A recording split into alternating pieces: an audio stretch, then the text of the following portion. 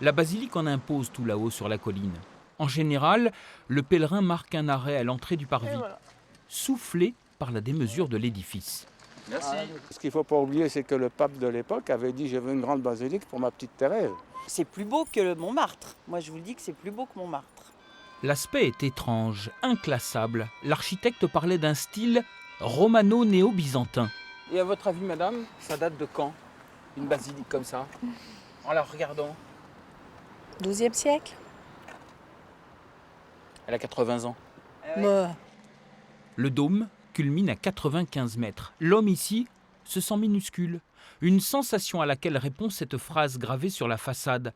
Quiconque s'élève sera rabaissé, quiconque s'humilie sera exalté. Elle résume vraiment toute la spiritualité de Sainte Thérèse de Lisieux, qui nous montre un chemin où il faut se faire tout petit.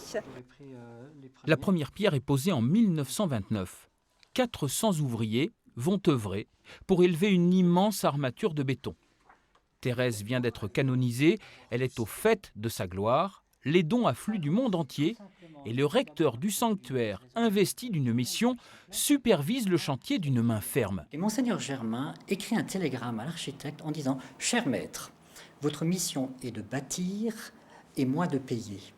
Remplissez la vôtre, moi je remplirai la mienne. » Le 11 juillet 1937, le gros œuvre est bien avancé. La bénédiction de la basilique par celui qui deviendra le pape Pie XII donne une idée de la popularité dont jouissait la petite Thérèse. Alors je vous invite, on va rentrer à l'intérieur de la basilique et on va poursuivre notre visite. Il faudra attendre 1954 pour venir à bout des mosaïques. Mais les travaux ne sont pas terminés. Il reste à poser un toit sur le carillon.